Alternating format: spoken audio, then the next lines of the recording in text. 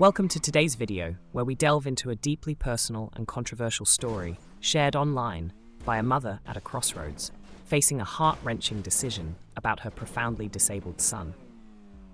Join us as we explore the complex layers of her situation, the societal implications, and the emotional turmoil that comes with making such an unimaginable choice.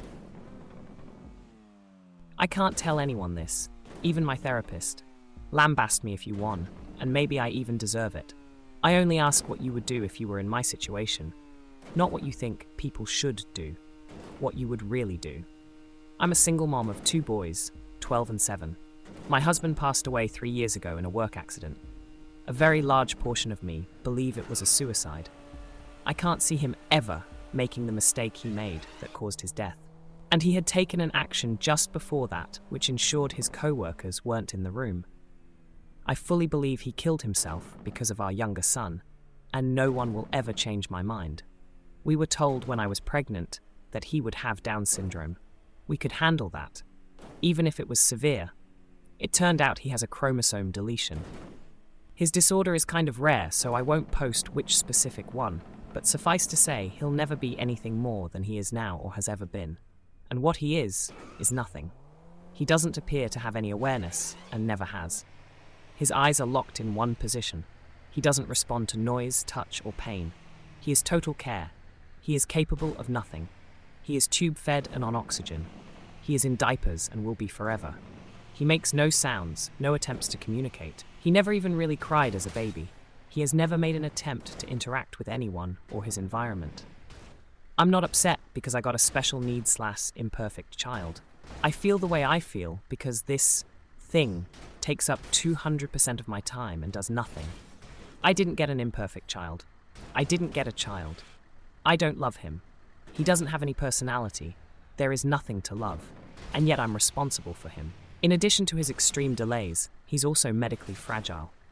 Respiratory crises, fecal impactions, his autonomic nervous system doesn't function properly, issues with his G-tube, infections, pressure sores, no matter what we put him on or how we position him. Our older son has suffered because his non-existent brother has colored everything in his life.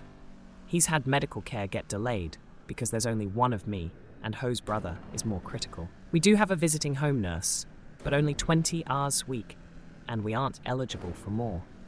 I was starting law school. I gave up my dreams and my plan for my children for this potato. My older son can't do a lot of things he wants to do because of the younger's need for care and appointments. The final straw was I heard a sound. I went into younger son's room to check, thinking he had forgotten how to breathe again, and saw older son hitting him and screaming, "You're why I don't have a mother. You're why I don't have a father. You're why I can't have friends over. You're why I can't be in sports. I didn't ask for you, and I hope you die." Instead of being horrified, I watched, and younger son just did not react. No signs of pain or fear or upset. No reaction at all. He breathes, but he is not alive. He doesn't know who I am. He doesn't know who older son is.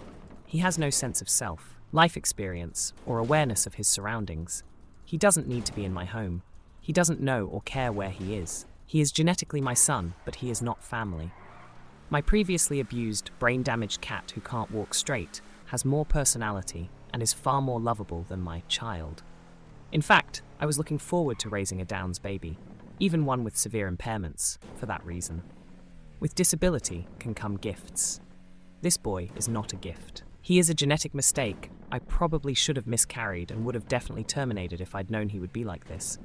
And the flip side is, if he has awareness, he's miserable. And there is nothing I can do.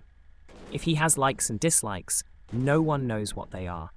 If he is in pain, he can't tell anyone. If he wants anything, he can't communicate. He's had every imaginable therapy. Nothing has made a difference. And so he's leaving our home on the 29th. I feel excited and relieved, and then guilty, because I know we'll be happier with him gone. He's already taken my husband and my son's father. He was working so much OT to pay for the cucumber's care, for the experimental therapies insurance wouldn't cover. Because this one was going to be the breakthrough. He was tired and defeated and disappointed. He sought counseling as well, but I don't think he could ever say the words, I don't want my son in my home either. He's ruined my older son. I was so wrapped up on the younger, I never realized how ignored and damaged he was. He lost his father too.